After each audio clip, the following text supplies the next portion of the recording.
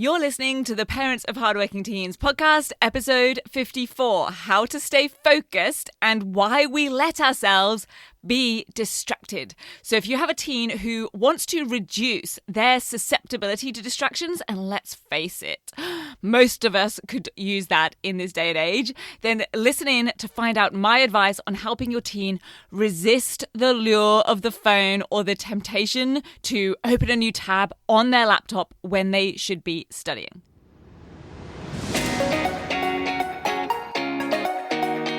I'm Katie Jones, and with over 15 years in education as an award-winning high school teacher, international external examiner, and as a study coach, I've helped thousands of students skyrocket their results and confidence. And this podcast is where I share all my insights, tactics, and tips with you, the parent, so you can help your hardworking teen get happy, smart, and successful in their study, and have you both enjoy the journey along the way. This is the Parents of Hardworking Teens podcast. Hey VIPs, how are things going? I hope you're doing great, and that for those of you here in Australia, that the semester exams and assessments are going well for your teen.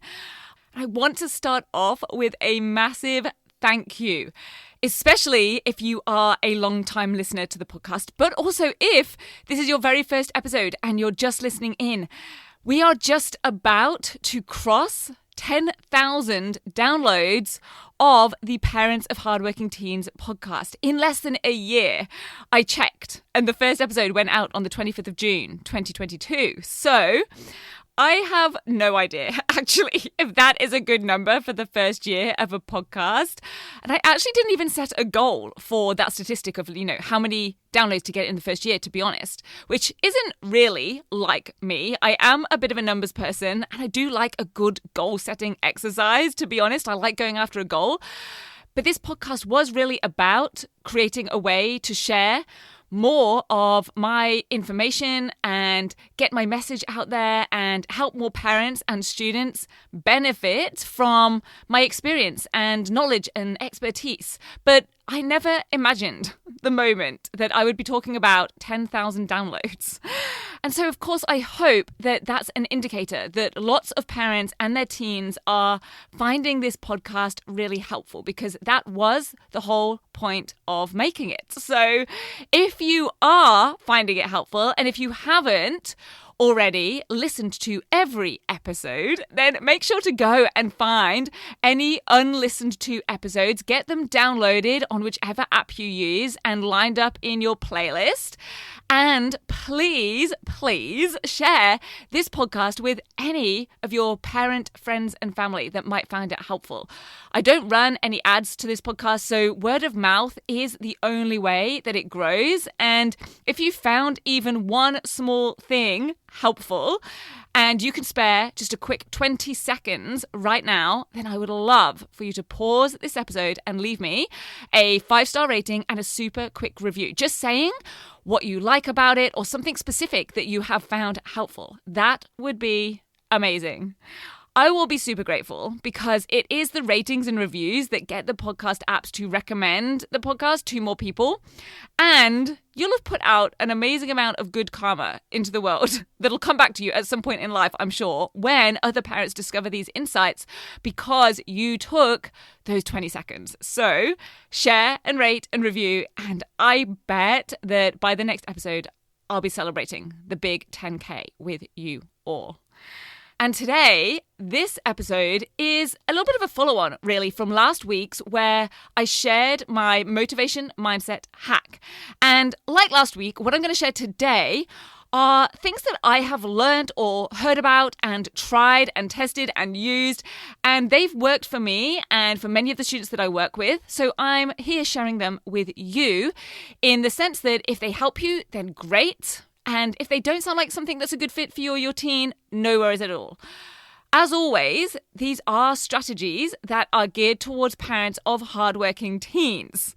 So those students who do want to do well, and in the case of today's topic, just for whatever reason, and we will get into the reasons, they just can't seem to stay focused and get a task done. whether that's in general, they're just struggling with focus, or on a particular task.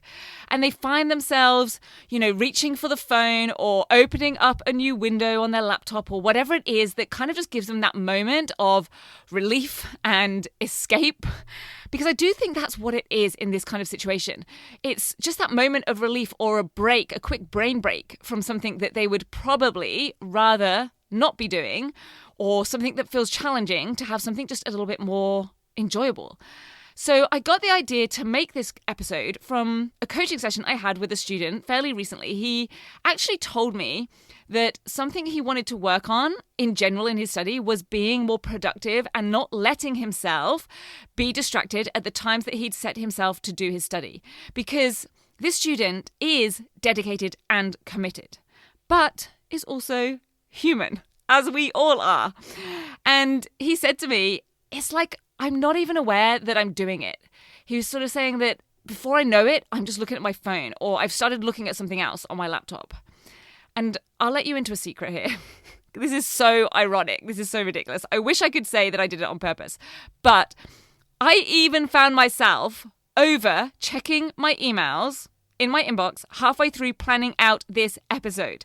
I totally intended to stay on task the whole time that I've been working on it, while I'm writing out the points that I want to share with you here. And I literally got distracted and didn't stay focused whilst planning a podcast about staying focused. So this isn't about anyone becoming a perfect robot student, but it is about increasing our awareness of those times when we are getting distracted and finding some practical ways to make our tasks more efficient, make our lives more balanced, and have more time for other things that we enjoy, or removing the stress that creeps in when deadlines get tight because things are taking longer than they should, or we've left them to the last minute, or we've put them off, and we end up feeling like we've got too much to do and not enough time to do it. So let's get into this a little bit further. I feel like it is important for me to mention that I know there are students out there who have specific diagnoses that affect their focus. So things like ADHD, processing disorders, and other challenges or differences that can make it more difficult for them to stay focused on a task. And I am no expert in these conditions. I have certainly taught and coached and tutored students with these conditions, but I will never profess to be able to directly help people with these situations. But I have had many parents whose teens have these differences and diagnoses who have completed my 10-week Grade Transformation program or coached with me and have said that they have seen a really big improvement, and that having the systems and strategies that I train them in makes everything clearer for them, so it's easier for them to stay focused. So this isn't something that I'm specifically recommending for students who might have these conditions or diagnoses, but I have had parents and students tell me that they have been helpful for them. And if your teen is struggling because they are burnt out and they genuinely need a break to refresh and reset, that is not the same as being distracted or just unfocused. So I'm not saying that they should work beyond their tiredness or not take account of any genuine issues. That is not what we're talking about here. And in fact, they are reasons why sustainable study strategies are so important, so that these situations are reduced and ideally eradicated, so that life is more balanced, feels doable, manageable, and successful and sustainable. But for all of us, no matter who we are or what our makeup is, we all need to actively work on our focus now more than ever. We all know that there are more distractions in the world than there have ever been, but that doesn't mean that it's impossible to avoid distractions or to stay focused, or that we can't improve from where we're at, or that we should just accept it and roll over and just have everything be inefficient or take twice as long or end up getting done last minute in a rush or at a lower standard. What we need to do is plan for the fact that we will likely feel the pull of a distraction at some point during a task. So here are some of the ways that I help students plan to reduce distractions, things that I actually do myself as well, to stay focused when I want to be focused, and also deal with those moments when they do lose focus. Because, hey, just because we make a plan doesn't mean that everything always goes to plan or that we stick to the plan.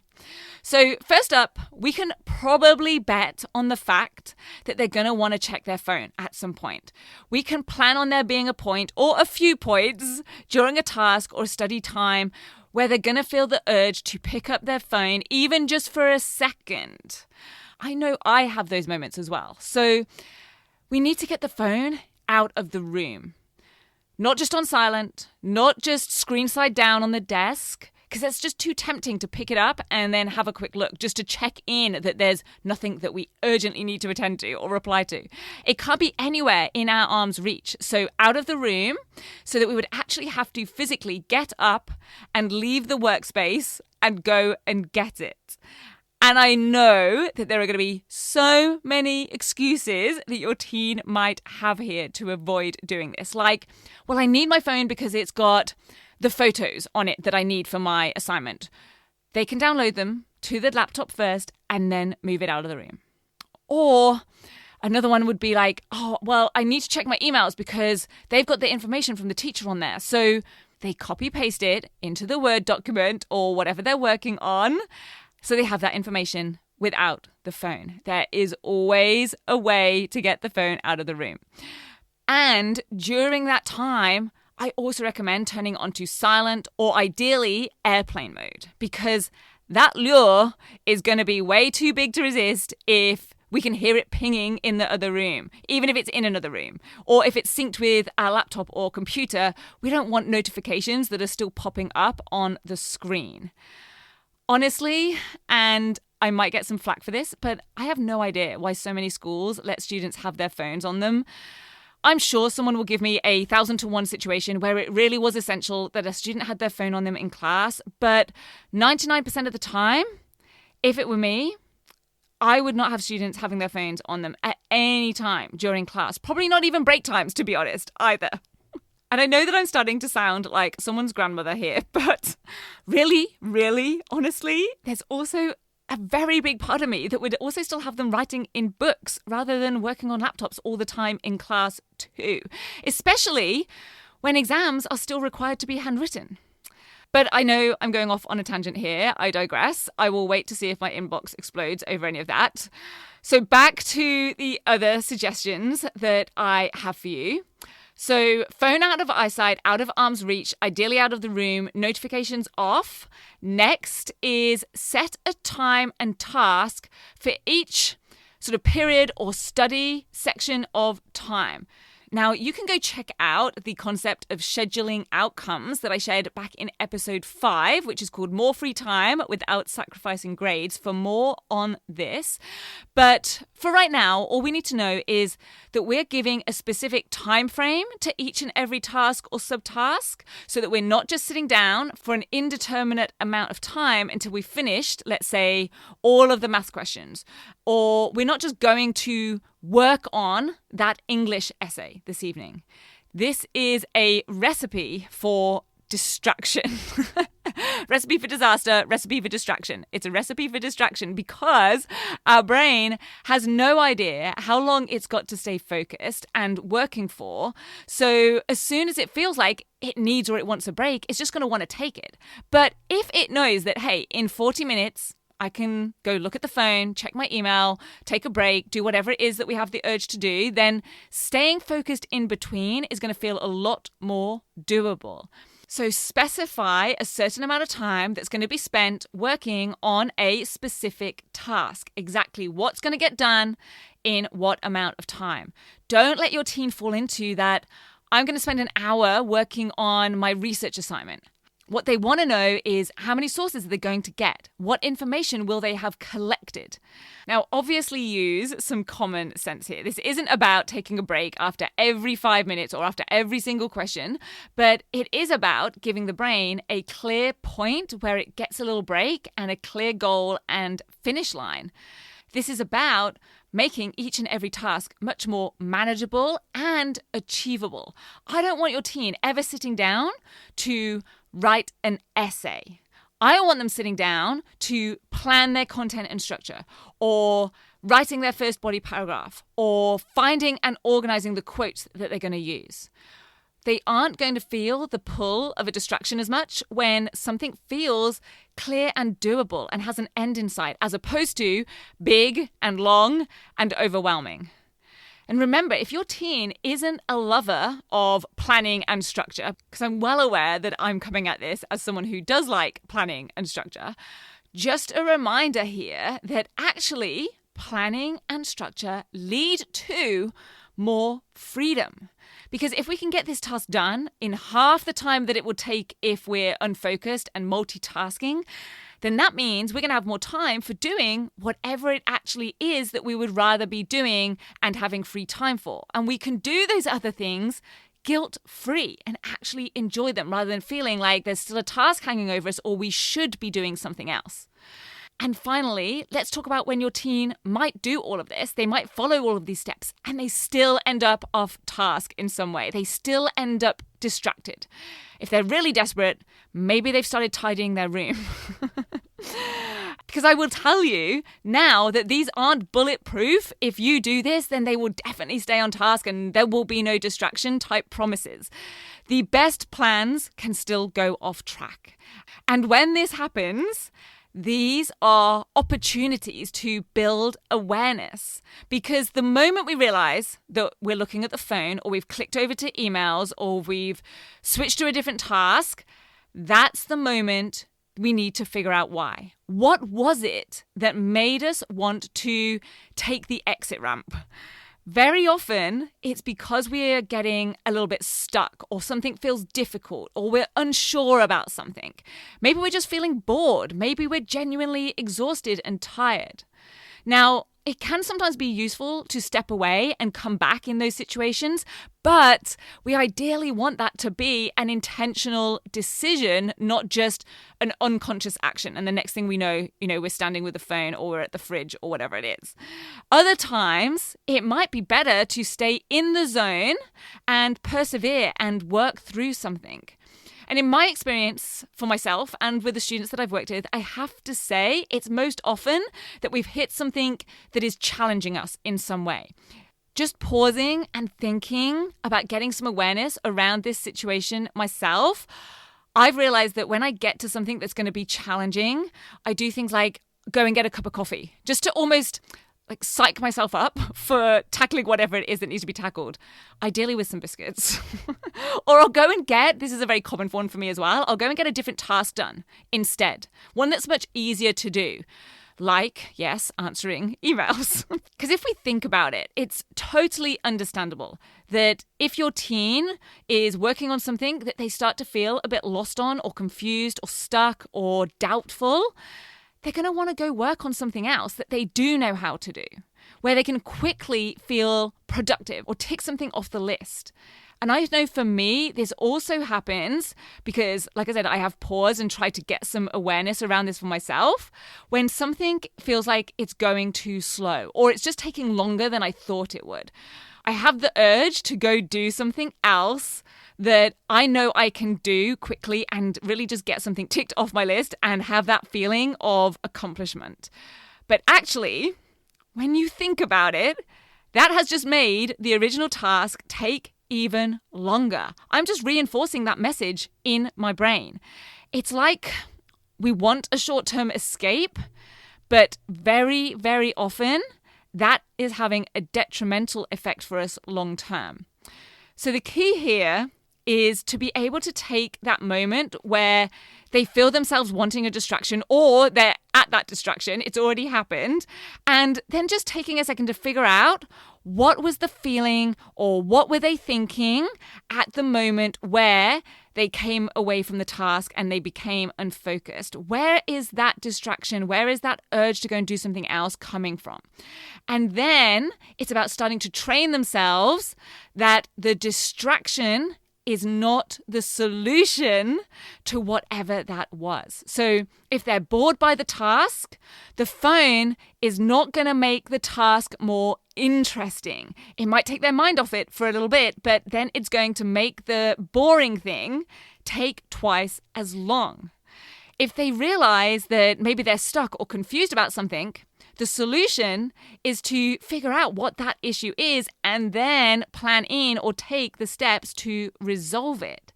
Because the distraction isn't going to solve it and isn't going to give them the answer. I hope you and your teen have a brilliant and very productive, focused week. I will see you back here next week, hopefully with a 10,000 downloads update. So don't forget to download and catch up on any unlistened to episodes for yourself, and tell your parent, friends, and family to check out the Parents of Hardworking Teens podcast. If you're ready to have your teen achieve their best possible results with less stress, then I want to invite you to enroll them in the 10-week Grade Transformation Program, where they're going to learn the key concepts, skills, and strategies to catapult their performance in assessments and exams. It's risk-free. They either achieve bigger and better results with a whole lot more confidence in 10 weeks, or we refund you in full.